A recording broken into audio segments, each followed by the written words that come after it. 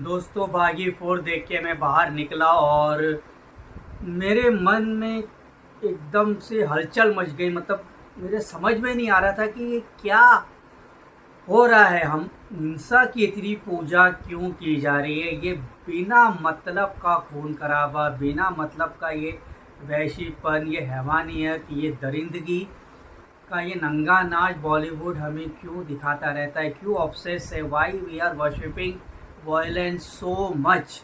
मैं थिएटर के बाहर निकला और मुझे अ, थिएटर के अंदर एक आते हुए एक मासूम सा बच्चा दिखा जो 10 साल का भी नहीं होगा, अपने पिताजी के साथ वो थिएटर के अंदर जा रहा था। और क्योंकि टाइगर श्रॉफ के बच्चों में बहुत अच्छी फॉलोइंग है, तो मैंने ऐसा गेस किया कि शायद ये बागी फोर के लिए तो नहीं जा रहा है, क्योंकि बागी फोर तो एडल्ट है और इसमें इतना वायलेंस है, इतना खून खराब है। तो मैंने उनके पिताजी से पूछा कि क्या आप बागी फोर देखने जा रहे हैं अपने बच्चे के साथ? तो उसके पिताजी ने कहा हाँ। मैंने मना किया, मैंने कहा भैया मैं आपसे विनती करता हूँ, आपसे रिक्वेस्ट है कि आई प्लीडेड कि आप ये फिल्म बच्चों को लेके मत जाइए, इस पर बहुत ज़्यादा खून खराबा है, बहुत ज़्यादा ब्लड है, ये इसके लिए नहीं है। उन्होंने मेरी बात सुनी और सुन के अनसुना सा कर दिया और वो अंदर जाने लगे। अब मुझे डाउट है कि वेदर कि क्या उस बच्चे को अंदर एंट्री मिली होगी या नहीं मिली होगी। तो ये जो वायलेंस को लेके, ये जो गैर जिम्मेदारी नहीं, ये रिस्पॉन्सिबिलिटी है, ये तो गैर जिम्मेदार है ना, हरकतें हो रही हैं, इसके लिए कौन जिम्मेदार है? यहाँ पे आप कहेंगे कि हम सब यही कहेंगे कि पेरेंट्स जिम्मेदार है कि जितनी जो ए सर्टिफिकेट मिल गया है और वायलेंस इतना ज़्यादा है तो फिर बच्चों को ले जाने की क्या ज़रूरत है? लेकिन as as an individual, as a community, as a समाज, as a film maker, as a artist, as an audience, इन सब क्या क्या हम सब की कोई जिम्मेदारी नहीं है क्या? टाइगर श्रॉफ को पता नहीं उसका फैन बेस क्या है और इतने वायलेंस लेके वो आ रहा है, तो क्या उसका जितना बड़ा फैन बेस है वो रुक जाएगा? क्या मेकर को इतना आइडिया नहीं है कि वो क्या कर रहे हैं? बनाने वाले को इतना ब्लड दिखाने की क्या ज़रूरत है जब उसका औचित्य नहीं है उसके अंदर उसका कुछ यही नहीं है कि why so much of blood is getting shown. उसका कुछ सेंस नहीं है बाबा की फोर में जो कहानी है और जिस तरह से इसमें खून खराबा जो दिखाया गया है मेकर की और हम लोगों की। हम इन इस तरह के वायलेंस को बिना मतलब में तो हम क्यों एंडोर्स कर रहे हैं? तो क्या हमारी कोई मोरालिटी डाउन नहीं होती जा रही है? और हमारा मॉरल कंपास जो है वो क्या नीचे गिरता जा रहा है? हमारी कोई नैतिक जिम्मेदारी नहीं है? हम इतने irresponsible as a film maker, as an audience, as a समाज, एज अ कम्युनिटी क्यों हो रहे हैं?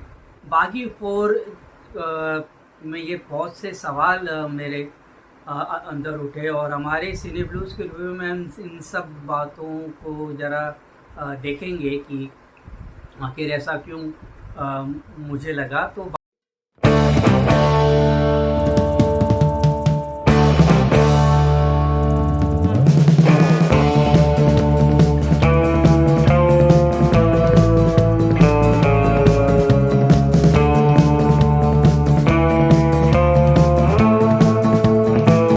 बागी फोर, बागी सीरीज़ का ये चौथा इंस्टॉलमेंट है। इसे ए हर्षा ने डायरेक्ट किया है, जो कन्नड़ा के जानी मानी फिल्म मेकर है मेन स्ट्रीम सिनेमा में।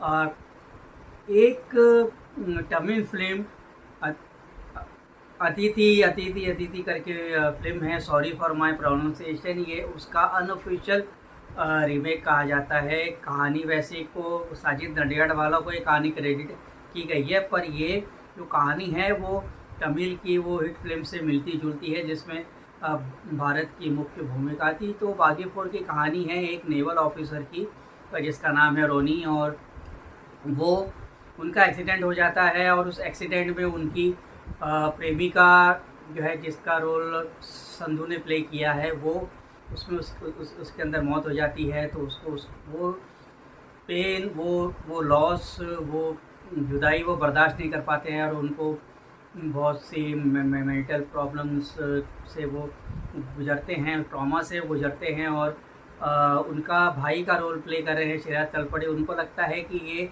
हेलुसिनेट कर रहा है, इसको सब आभास हो रहा है, जबकि ऐसा कुछ है नहीं।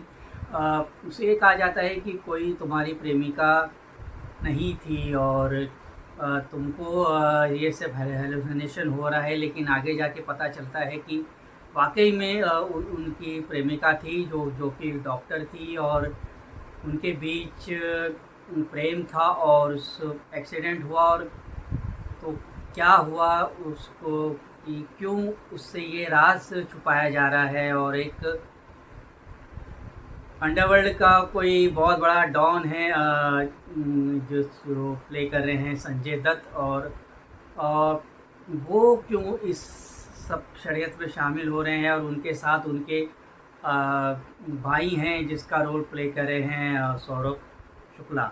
संजय दत्त जो कि चाको की भूमिका निभा रहे हैं, वो बहुत बड़े डॉन हैं, बहुत से बड़े आलीशान महल में रहते हैं, महाराजाओं की उनके घर के अंदर कटआउट है, और वो इस सब मामले में कैसे जुड़ते हैं, ये सब खुलासा आगे जाके होता है। तो अभी जो कहानी आप जिस तरह से सुन रहे हैं, तो इसमें इतना खून खराबा ऐसा लगता नहीं है आपको, लेकिन जब आप इसका ट्रीटमेंट देखेंगे तो ऐसा नहीं कि शुरू से ही फिल्म में खून की नदियाँ बहनी शुरू हो जाती हैं। शुरू में चलता है मामला, उसके ट्रॉमा का मामला चलता है, फिर उसके इन सब का मामला चलता है, और एक है कि अजीब सी जगह है जिसका कोई फिक्शनल जगह है, फिक्शनल कहानी है, फिक्शनल जगह है, फिक्शनल जगह है, चंद्रा ऐसा कुछ उसका नाम है, जहाँ पे पहाड़ समुंदर सब कुछ बहुत ही आसानी से, मतलब 5 मिनट में आपको पहाड़ मिल जाएगा, 5 मिनट आप ड्राइव करोगे तो आपको नदियाँ मिल जाएंगी, बड़े बड़े मैंशंस में लोग रहते हैं। संधू जो कि इस फिल्म में अपनी पंजाब हिंदी में डेब्यू कर रही हैं, तो वो एक डॉक्टर की भूमिका है, वो भी एक बड़े से एक मैंशन में रहती हैं। उनकी आंटी हैं जो अनाथ बच्चों का ख्याल रखती हैं, और क्यों ये सब मिलके इनसे कह रहे हैं कि ये तुम्हारी कोई प्रेमिका नहीं थी, और ये सब क्यों ऐसा हो रहा है, ये तो आगे आगे पता चलता है। लेकिन इस दौरान इतना खून, इतना हिंसा, इतना खून खराबा होता है। डायलॉग इसके अंदर ऐसे आते हैं कि जो तुम्हारे लिए टॉर्चर है वो मेरे लिए वार्म अप है, ये टाइगर श्रॉफ इस फिल्म में कहते हैं। I don't know why such violence, जिसका मतलब वायलेंस का तुक तो होना चाहिए ना। ऐसे नहीं कि हमने गैंग्स ऑफ वासेपुर नहीं देखी, हमको भारद्वाज और अनुराग कश्यप की फिल्में थी वो हमको ज़रा भी पसंद नहीं है, ऐसा कुछ नहीं है। उनकी फिल्में हमें पसंद आती हैं, उनका एक नज़रिया है, वो एक चीज़ सामने रखते हैं। क्या गाय रिची मुझे पसंद नहीं है क्या, क्या मुझे टैरेंटिनो की फिल्में अच्छी नहीं लगती क्या, मुझे किल बिल पसंद नहीं है क्या, ये सारी फिल्में one of my favourite films में से है। बट उनमें जो वायलेंस है वो बर्दाश्त करने लायक है, मतलब उसके पीछे एक औचित्य है, उसका कुछ तो थ्रेड है, कुछ तो लॉजिक लेके वो चलता है। खूनी जो मामला चल रहा है, खून की नदियाँ जो बही जा रही हैं, कुछ तो उसके अंदर रीज़न है। बिना मतलब का सेंसेशनलिज्म क्रिएट करके एक शौक डालने का, और एनिमल्स से जो इन्फ्लुएंस है वो तो साफ साफ दिखाई दे रहा है। मास्क पहने हुए इसके अंदर लोग दिखाई देते हैं।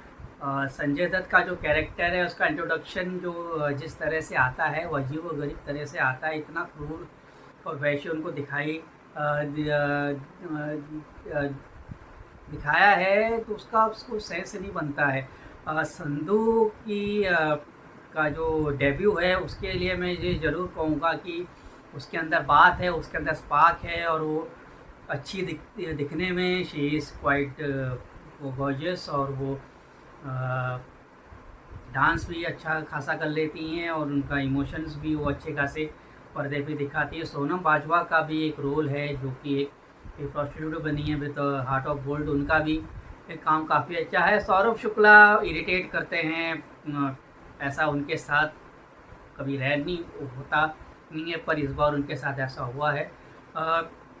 सौरभ शुक्ला और वो मांस वाला चेज़ और ये जो वैशीपन, खून खराब है, ये सब एनिमल से इंस्पायर्ड चीज़ें लगती हैं, पर एनिमल में एक थ्रेट था, एक बाप बेटे का इमोशन था, उसके अंदर ज़बरदस्त म्यूज़िक था, साउंड ट्रैक था उसका, और बैकग्राउंड स्कोर के तो क्या कहने।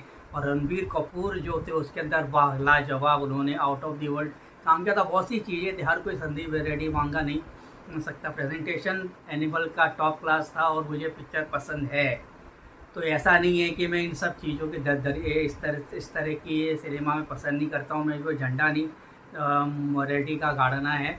बस मैं इतना कहना चाहता हूँ कि इस जब औचित्य नहीं है तो सेंसेशनलिज्म करके क्यों दिखाते हो। और ख़ासकर हमारा जो समाज है वो उसको ज़रा आगे पीछे, हम अगर हम पेरेंट्स हैं तो हमको ये भी तो सोचना चाहिए ना कि भाई बच्चे को ले जाने लायक पिक्चर है कि नहीं। अरे ट्रेलर देख लो, ट्रेलर देख लिया होता तो ही समझ में आ जाता, खुद भी नहीं जाते शायद। ट्रेलर में इतना वैश्यपन दिखाया गया है तो वो ऑलरेडी लोगों वैसे ऑफ पुटिंग हो गए थे लोग, किया है ट्रेलर इतना खून खराबा है तो हम क्या देखेंगे। मेरी वाइफ ने देखने से साफ इनकार कर दिया था कि मैं पिक्चर नहीं देखूँगी, इतना वायलेंस है। वुमेन को ऐसे भी, वुमेन ऑडियंस जो होती है उनको वैसे भी इतना खून खराबा पसंद नहीं आता है। तो कुल मिला के पिक्चर को अगर ये सब वायलेंस है और जाकी जो स्टोरी है उसको भी ठीक से वो नरेट नहीं कर पाए हैं। टाइगर श्रॉफ को डंडा पीट के इतने साल हो गए हैं पर वो एक्टिंग अभी भी उतनी ठीक से नहीं कर पाते हैं। इस फिल्म में या तो दुखी रहते हैं या तो उनको गुस्सा आता है, लेकिन उनका जो एक्सप्रेशंस है वो बहुत ही अभी भी उनको काफ़ी कुछ एक्टिंग के लिए सीखना है। वो स्टार बने हैं पर एक्टिंग के मामले में उनको अभी भी काफ़ी कुछ सीखना है। वो धीरे धीरे अपने पिताजी के जैसे लगने लग रहे हैं आजकल की फिल्मों में। लेडीज़ के बारे में बात कर ही चुका हूँ। संजय दत्त खूंखार लगते हैं, चीखते हैं, चिल्लाते हैं, पर उनका एक प्रेजेंस अच्छा है। पर एक्टिंग उन्होंने ठीक ठाक किया। सौरभ शुक्ला ने सौरभ देवा ने तो इरिटेट किया ही है। तो अब ऐसी फिल्म को मैं क्या कहूँ, मतलब जिसका पैसा ही सब कुछ है और हम कोई नैतिक जिम्मेदारी होती है भैया। आप एक इमोशनल फिल्म बना सकते थे इसको लेके, लेकिन ये क्या कर दिया, खून खराबा, ये खूनी खेल दिखाने की क्या ज़रूरत थी यार। I don't get the logic. मतलब क्या, मतलब अभी कुछ चल गया है वायलेंस के नाम पे तो बस पागल हो जाओ तुम, ऐसा नहीं होता है। तो अगर दिखाने का भी तरीका होता है। अभी शोले के 50 साल इस साल हुए हैं। शोले में अगर आप देखो तो गब्बर सिंह जैसा ड्रेडेड खूंखार वो डाकू था, उसने पूरा ठाकुर का पूरा परिवार उसने ख़त्म कर दिया था। लेकिन क्या आपको खून का कहाँ, शोले जैसी फिल्म में इतना वो टेरर है गब्बर का, तो क्या उसमें खून दिखता है? Hardly there is any blood in milestone in a movie like Sholay. तो भैया वो चाहिए होता है, वो आर्ट, वो हुनर होना चाहिए। कश्यप की फिल्मों में भी खून दिखता है तो उसका भी कुछ कहीं पे सेंस है। हर फिल्म में अच्छी नहीं है पर फिर भी भारद्वाज की फिल्मों में भी तो गाय रिची या टैरेंटिनो कुछ सेंस थ्रेड कुछ चलता है मामला, तब जाके ये चीज़ें पसंद आती हैं। आप जो उठाए मर्जी उठाए कुछ भी कर दोगे तो मैं तो दूँगा इसको 1 स्टार। आपने अगर ये फिल्म देखी है और आपको ये फिल्म कैसी लगी है तो हमें बताएं। हमारा चैनल आपने अभी तक फॉलो नहीं किया है तो हमारा चैनल को फॉलो करें। हम तो भैया ऑनेस्ट रिव्यू देने की कोशिश करते हैं। बाकी लोगों को जिसे गुणगान करना है गुणगान करे, वो अपनी, उनकी ईमानदारी उनकी तरफ, हमारी ईमानदारी हमारी तरफ। फिर मिलेंगे अगले वीडियो में। तब तक के लिए मैं आपका विशाल वर्मा से आज्ञा चाहता हूँ। खुश रहे, आबाद रहे, अपना ख्याल रखें और अपनों का ख्याल रखें। Thank you.